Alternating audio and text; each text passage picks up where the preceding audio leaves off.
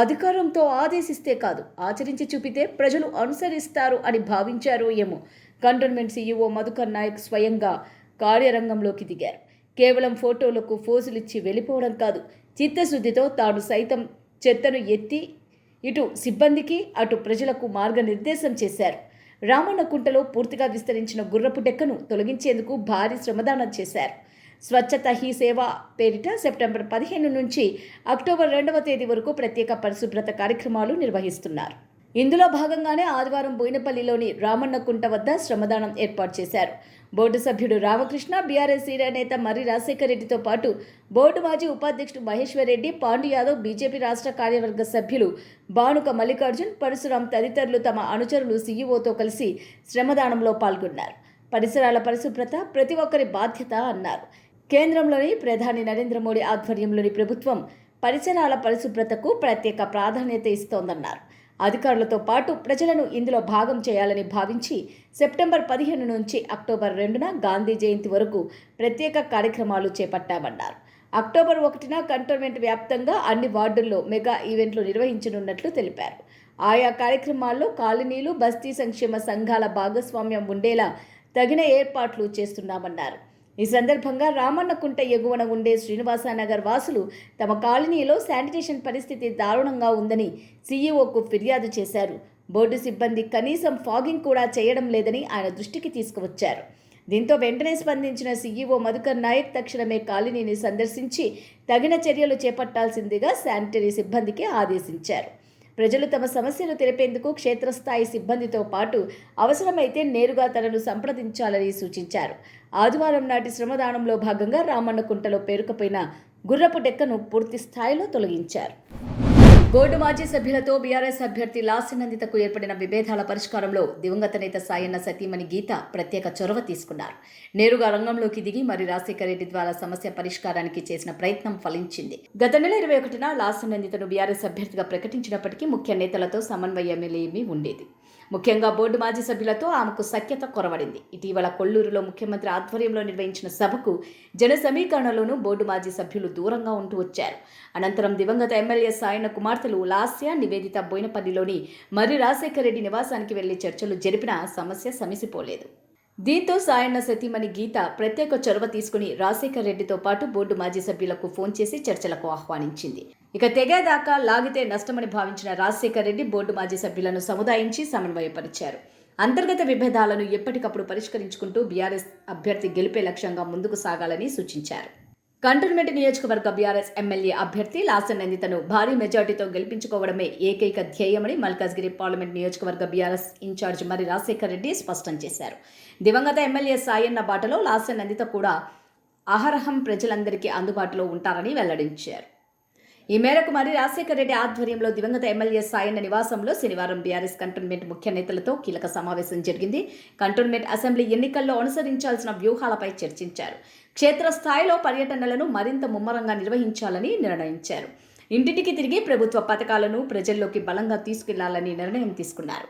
కలిసికట్టుగా పనిచేసి బీఆర్ఎస్ విజయానికి బాటలు వేస్తామని కంటోన్మెంట్ బోర్డు మాజీ సభ్యులంతా స్పష్టం చేశారు.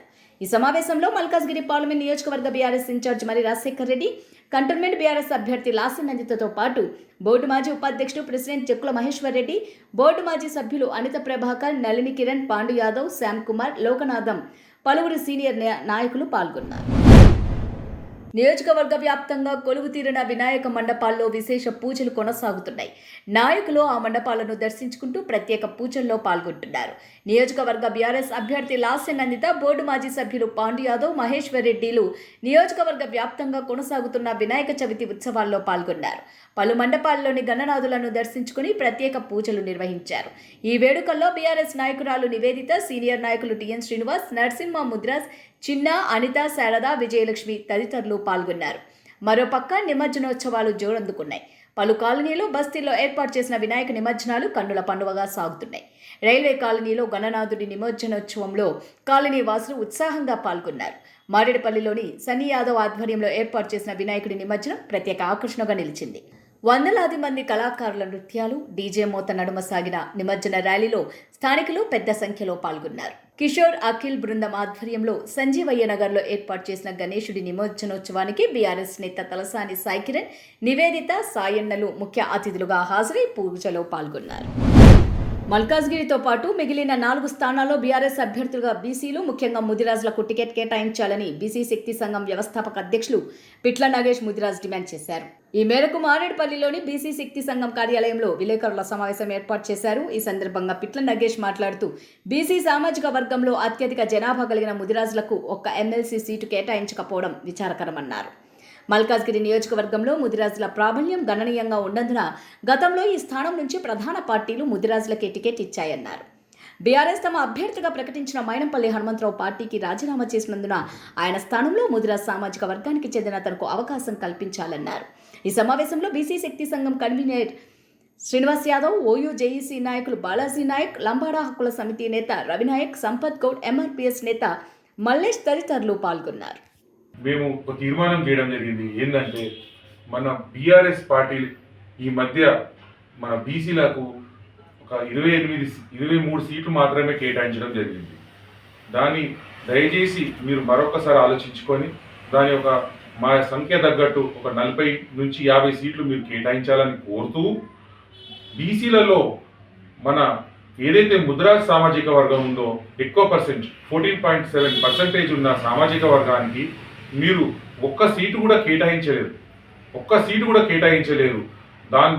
మేము మీకు తీర్మానం ఏం చేశామంటే, ఇప్పుడు ఏదైతే సీట్లు ఉన్నాయో ఆ సీట్లలో ముదిరాజులకు ఇవ్వాలని కోరుతూ ఈ మధ్యనే నిన్ననే మన మైనంపల్లి హనుమంతరావు గారు మన బీఆర్ఎస్ పార్టీ నుంచి రిజైన్ చేయడం జరిగింది.